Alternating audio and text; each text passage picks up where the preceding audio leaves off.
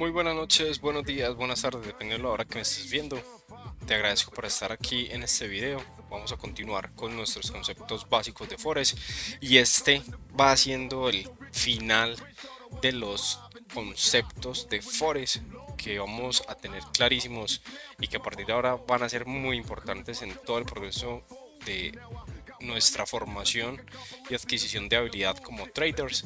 Entonces, muy bienvenidos, espero que tomen por favor papel y lápiz para que anoten todo lo que les inquiete y se empiecen a meter en ese cuento como es. Al final de este video, un tema que no está aquí porque no me cupo en esta imagen de presentación y que es el más, bueno, diría yo uno de los más importantes de estos conceptos de trading. Bueno, sin más preámbulos, vamos y espero que estés muy atento. Déjame en los comentarios tus preguntas, tus dudas, tus inquietudes. Aprovecho para que te suscribas si no te has suscrito y le des like a este video para apoyarme con el contenido y que eso me motiva a mí a seguir promoviendo esta información que es bien importante. Nos reúne aquí estos siguientes temas o conceptos, que son los pips, que es uno de los más importantes, que es compra o buy, que es venta sell, que es un spread, que es un apalancamiento, que es el apalancamiento, que es el swap, que es el stop loss, que es el take profit. Porque todo esto es importante, porque finalmente todo eso compone la estadística de tu gestión como trader y tienes que tener claro qué es cada una de estas cosas para poder que puedas avanzar progresivamente y que tú sepas cómo se está comportando tu desempeño en el trading. ¿Vale? Vamos entonces. Es lo más importante de este negocio, como se los había mencionado en la introducción, puesto que con los pips nosotros podemos contar nuestras ganancias o nuestras pérdidas. De acuerdo a los pips vamos a saber cómo está moviéndose nuestra rentabilidad o nuestra ganancia. Casi todas las divisas consisten o contienen 5 dígitos en el precio de la cotización y la mayoría de pares tienen un punto decimal inmediatamente después del primer dígito. Así que el PIB es el cuarto dígito después del punto decimal de la divisa, como lo podemos ver en esta imagen claramente. Y este dígito es lo que usamos para contar la cantidad de pips que se mueve o que tiene esa divisa en el movimiento. Vemos aquí el ejemplo. Divisa base, que es el dólar estadounidense, versus la divisa cotizada, que es el dólar canadiense. Aquí vemos que tiene un valor de 1.2245. Entonces, si entendimos esta primera información, es el 4 dígito después del punto decimal. Entonces, 1, 2, 3, 4. El número 5 es los pips que contiene esta divisa, el movimiento. Ahora, ¿qué ocurre? Si la divisa se mueve hacia arriba, partiendo del 1.2245 al 1.2265, vamos a ver que se movió 20 pips. Este ejemplo es clarísimo. Lo mismo si se mueve por debajo el precio de esa divisa base versus la cotizada. Si pasa de 1.2245 a 1.2225, quiere decir que se movió 20 pips hacia abajo. Y como les mencioné en el enunciado inicial, la mayoría de los pares o de las divisas consisten en 5 dígitos. Entonces vemos que aquí hay unas de 4, que es este ejemplo que les acabo de mostrar, y el de 5 tiene, digamos, un detalle adicional. Entonces, como sabemos, es el cuarto dígito después de la coma o después del punto decimal, pues 1.3402, el 2 sería mi PIB y este último decimal se denomina o se conoce como pipeta o pipet en el trade. Lo que significa es que básicamente es una décima parte de un pip. Quiere decir entonces que para que yo pueda contabilizar un pip, aquí este valor debería pasar de 1.34020 a 1.34030 para yo contabilizar ese pip, que son una décima de decimales. Continuamos con qué es una venta y una compra. Esto es súper fácil. Básicamente compra lo vamos a denominar nosotros como nuestra zona de demanda. Y ojo con esto, es la zona de demanda donde vamos a estar buscando operaciones de compra o buy. Esa compra básicamente se hace cuando nosotros tenemos claro o vamos a especular que el movimiento del dinero, el movimiento del precio es hacia el alza, es hacia arriba, ¿ok? Y caso contrario, vamos a vernos situados en las zonas de oferta cuando vamos a precisar hacer una venta, ¿correcto? Valga la redundancia, quiere decir que yo estoy aplicando una operación de tipo sell o de venta, y es que proyecto o especulo que el precio va a bajar. Entonces, mire, vamos por aquí y partiendo de estos ejemplos de los pips para que lo interioricemos más. Aquí tenemos como divisa base la libra esterlina versus la divisa cotizada, que es el dólar americano. Y dice que tiene un valor para este ejemplo de 1.3870. Entonces, si el precio yo especulo que va hacia arriba y entro en zona de demanda y hago mi operación buy o compra, y el precio pasa a 1.3920 de punto de 1.3870, quiere decir que se movió 50 pips. Y lo mismo si se mueve hacia abajo.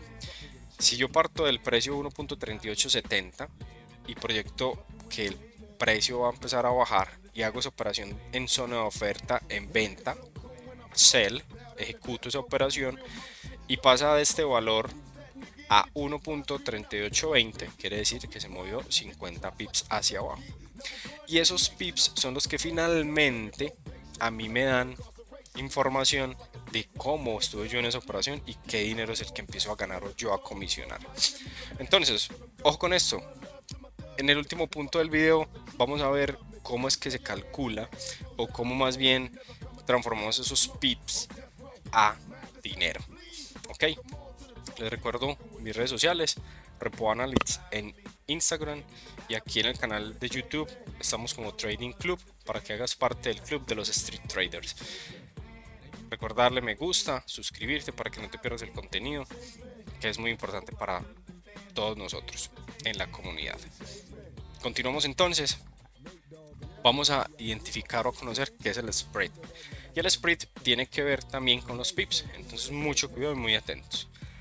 Los spreads son la comisión que nos cobra el broker sí o sí por abrir una operación, ya sea de compra o venta, en cualquier divisa, no importa si perdemos o ganamos. Ese spread básicamente es el precio que gana el broker por abrirte tu operación, y se compone de la siguiente manera. Hay dos tipos de spread, los vamos a ver en breve. Sin embargo, antes de ver o tener claro esos dos tipos de spread, vamos a tener clarísimo que el spread nunca es fijo.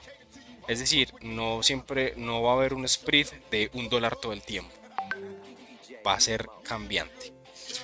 Y hay algo muy importante a tener en cuenta cuando operamos, y es que cuando se hacen las aperturas de los mercados o las aperturas o el cierre, tanto en aperturas como el cierre, los spread tienden a ser más altos. ¿Por qué?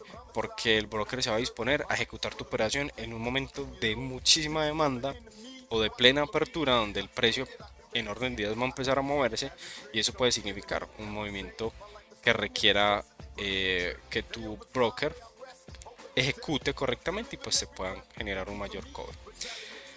Si el par no es muy cotizado, cuando hablo del par de la divisa, el spread va a ser algo alto, o va a tender a ser alto. Por ejemplo, hay una divisa que es la corona nórdica frente al dólar americano. Es una moneda que tiene muchísimo movimiento, mucha volatilidad, pero poca liquidez, es decir, no se mueve mucho, no se comercia mucho. Entonces eso hace que al tener poca liquidez, pero que sea muy volátil, entonces generan unos spreads más altos porque no hay muchos participantes que la estén demandando. Ok, ahora sí, entendemos que es un spread fijo y tiene que ver con lo que les acabo de explicar, o ahí les doy una introducción. El spread fijo no cambia dependiendo del tiempo, de las fluctuaciones o volatilidad del mercado. Es decir, que tu broker va a permitirte tener un spread regularmente estándar. Sin embargo, en caso de que haya baja liquidez, y alta volatilidad, el margen puede cambiar temporalmente, es decir, transferirse al nuevo nivel de margen fijo. Cuando el mercado vuelve a su estado normal, el spread vuelve a su nivel normal. Sin embargo, a pesar de esas situaciones raras en el trading, con el spread fijo es más conveniente, entre comillas, y beneficioso para los clientes que operan con ello, los traders que operan con ello, ya que es más predecible, por tanto menos riesgoso. Entonces quiere decir que yo sé o soy consciente que el spread está entre 2 pips, 3 pips, todo el tiempo está ahí, entonces yo me moldeo a esa metodología de entradas o de operaciones.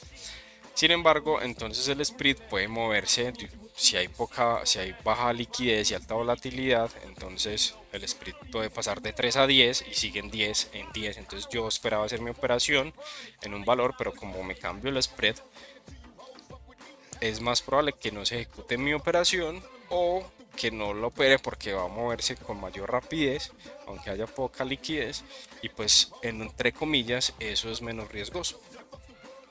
Ahora, el spread flotante es caso contrario y que lo vamos a ver siempre en Forex, es un valor de constante cambio en los precios de ask y bid, que si no recuerdan qué es ask y bid, tienen que volverse al video anterior para que recuerden ese concepto. Sin embargo, ahí rápidamente el precio de compra y venta. Que recuerden por ahí que les mencionaba que es lo que está dispuesto el vendedor y el comprador a pagar o a vender como precio más alto o bajo. Y bueno, este siendo el spread flotante, complementa un fenómeno completamente del mercado y sobre todo de las relaciones interbancarias que se caracterizan por ello.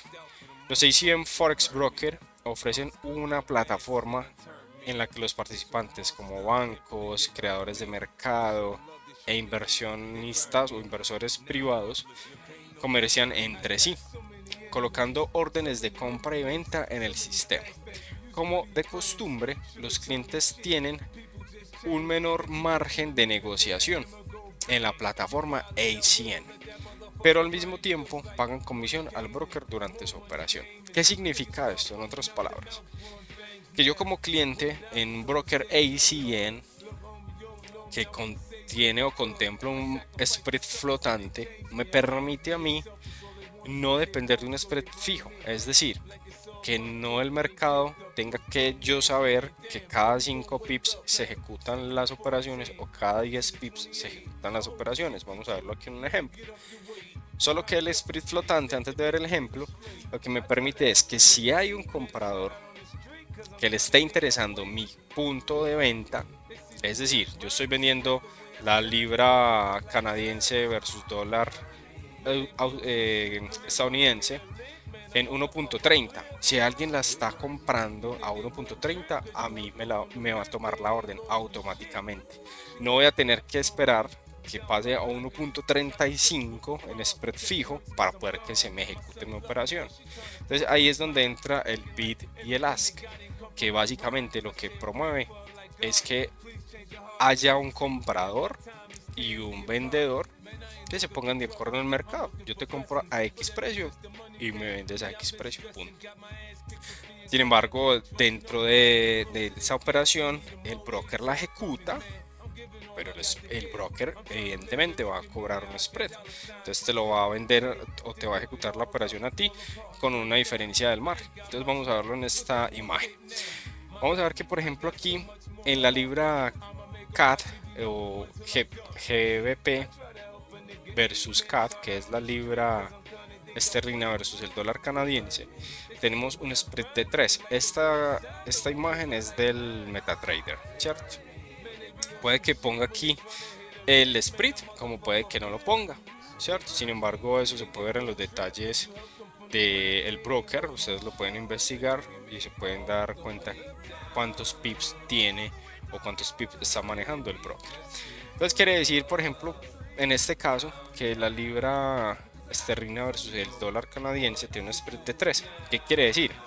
Que si yo ejecuto la operación en el precio de 1.7108, ojo, 08, es decir, yo ahí digo, voy a comprar a ese precio, realmente a mí el precio se me va a activar, mi orden se me va a activar cuando el precio llegue a 1.7111.